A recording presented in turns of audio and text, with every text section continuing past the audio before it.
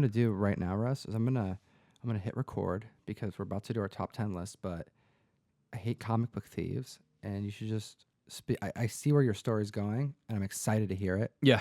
But I want to include the comic fam. So just start. What happened? Okay. I had a woman call me on the phone and ask me if I bought comic books. And yeah, absolutely. I bring comic book collection. She's like, oh, it's so good because, blah, blah, blah, and no one else is buying comics in town. I'm like, oh, great. Bring me the comic books. I'd love to buy them.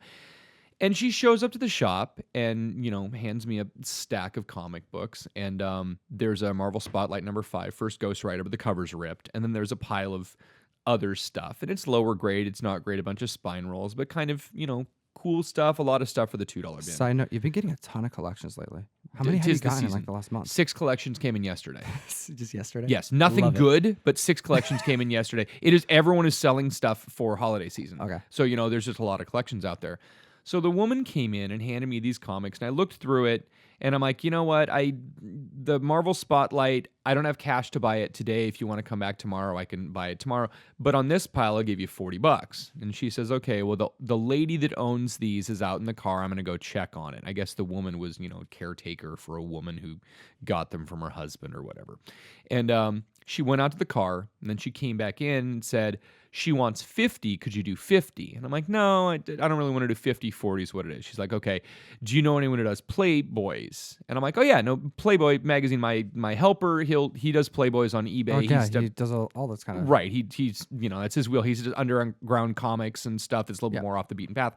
So she goes out and comes in with 3 Playgirls. It's fine, whatever. It's a Mick Jagger one and a Burt Reynolds one, and they're collectible and people like the want actual them. ones that people would buy. Right, like the actual ones that people would want. So, we negotiated, and she's like, okay, $60 for this with the Playgirl. And I'm like, I really didn't want to pay much more for the comics, but, the Playgirls will sell, and that's fine. I'm like, okay, cool. And I hand her $60, and she goes out to the car, and I pick up the pile of comics, and I flip through it, and I noticed that she had brought in 24 initially, and then she had 21 after she came back.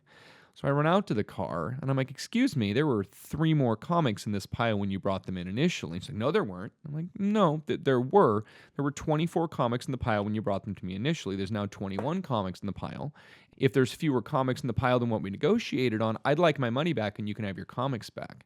Oh, I didn't think you'd want these Justice League comics. I just thought that, we were just going to take them out. And I'm like, come on. So she ended up giving the comics to me, and she was supposed to come back today with the Marvel Spotlight. And I'm pretty sure they didn't come back with the Marvel Spotlight because, they tried to rip me off. Right. And it's kind of like, as a shopkeeper, if someone pulled through my back issue bins and grabbed 20 comics and it was $130 and said, hey, would you sell me these for $100? I would probably go, yes, 100. But if I grab the comics and I turn around at my desk and I pick through and I pull 3 comics out and hide them and then bring them back, it's like, yeah, $100 is fine. People would bring me up. I would Better Business Bureau. It's theft. I mean, there are things that when you're doing this as a shopkeeper, I wouldn't dare do that to customers. But I have customers who come in all the time with that. I've had people with Magic card collections come in and they bring a nice binder of good stuff, and then they bring back the binder and all the good stuff is gone and expect me to pay the same amount of money for that. And I'm like, trying to pull a fast one on you, Russ. I know. And no, but not in your house. They don't know you're the sensei. No. Well, I mean, they know that, dude, you got those eyes, man. You're always looking. You're like, dude, when that Punisher, that 129, yeah, when that happened, we mentioned this in a video, but it didn't really get discussed. But there was a time where I gave you a Punisher. It was a first Punisher ASM 129, right, to sell at a show, and there was a new person. It was one of my magic helpers. One of my magic helpers was helping sell at Emerald City Comic Con, and he does not know comic books, and he misread the price tag. Well, and here's the thing: misread / I don't want to say conned, but when you're getting $700 off of a comic book, knowingly that you're getting it off and not saying anything, it's a little worse than like not mentioning the bottles of water underneath your cart as you're leaving Walmart. Right. If you're forgetting about that, forget about it. That's but it's very like, different. I forgot to get, like, oh, this is a really good deal. But anyways, accidentally sold it for really cheap because it was misread. Right. It had a $750 price tag on it, and it was sold for $75 because... And in no scenario after that customer left with that comic book that comic book should have gotten back to me. They're like, that doesn't happen. No. At Emerald City Comic Con, that's unheard of. Someone had a crisis of conscience, and that was fantastic, and it was very, very good. But the people who dealt with me in the next 10 minutes after that at that show, oh my God, no. And it was the eyes and the flames and everything. Dude. And it was, I'm freaking out trying to figure out who this person was. Oh my God. And I mean, you were going. You were like, well, okay, what do you look like? Just got in for. But you know what? It happens. Things happen. It does, but part of it is just that's not good.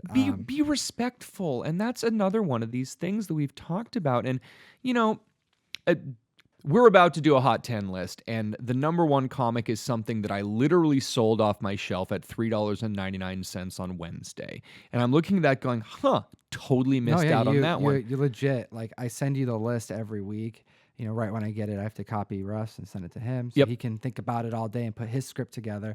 And the very first thing he said is, "Are you furling kidding me?" I know. It auto-corrected. I had 3 copies of Delkin. I don't even know if this is going to be way out. 23 on my shelf yesterday. Right. That X23 variant, which is a great cover. But yeah, dude, I mean, you got integrity, which is good. I do. And if someone comes in and buys it off the rack, I'm not going to jack up the price and everything like that.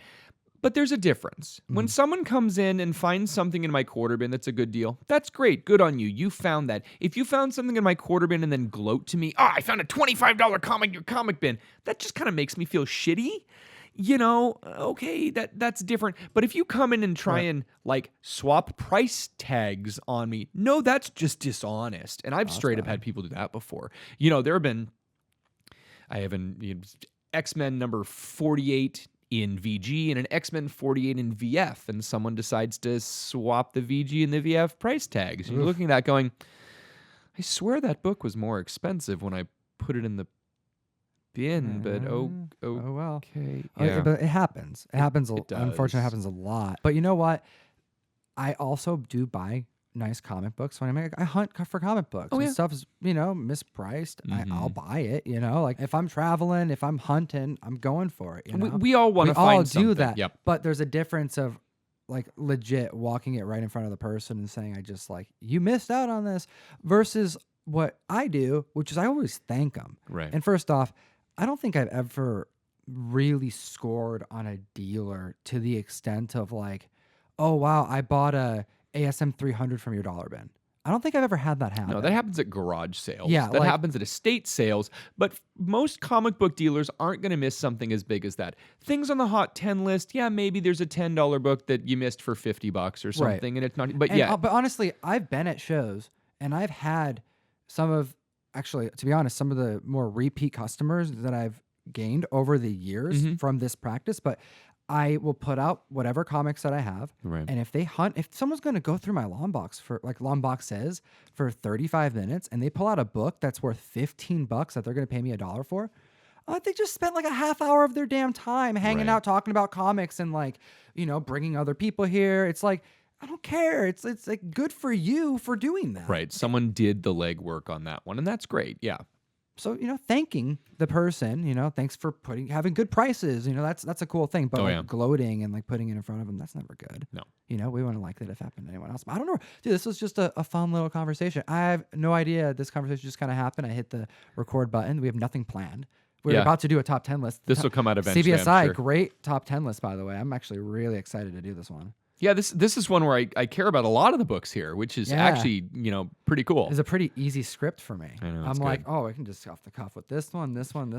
And then, True First, there was not a True First that dropped today, so I had to go through, and I like it. I like the challenge, because thing is, when we do a True First video, and Topher drops it the day that we're going to do a True First podcast, I go through, and his stuff is so relevant that it's almost like it's perfect. It's like, he has 3 comic books about Zatanna this week, and we're going to be talking about her on the podcast. Like, we might as well have this be about it. Because it's in the same wheelhouse, yeah. But sometimes he posts it the next day or even the day after, and it's like once in a while. And that's today. So I had to go through and I got to pick some of my own stuff, Right. which is equally fun because there's 15 pages of Topher article goodness. That's great. And I'm assuming that probably in the next 48 hours, there will be a drop of something that has to do with Inside the Spider-Verse or Into the Spider-Verse gosh. or whatever the movie is, because we know that thing is going to hit. It's going to hit hard. I wish we were there watching it tonight, but unfortunately, fortunately, we're doing some lovely videos. That's right. And yes, We should get started with that. To be honest. Absolutely. Okay. Well, hey, hit that like and subscribe, Comic Fan. We do appreciate you joining us. If you like these kind of just random conversations on the mic, this was unscripted. This was a conversation that I had to stop, hit the record button. I don't even know if I'll post it. But you know what? I'm going to post. I'm going to see what the comic book community thinks. Let us know in the comment section. As always. geek responsibly. Enough said. Thanks so much for watching the video. Let me know what you think about this kind of content. I mean, you're kind of just eavesdropping on a conversation here, and I thought it would be fun to share it with you. Oh, and what is this? This is the mystery mail call. All of the mystery mail calls for January. If you want to reserve one of your bags, one of your boxes, I mean, look at this. We're sending out a lot of comics here. Link in the description to sign up and join the community. We got some really cool stuff going out in January.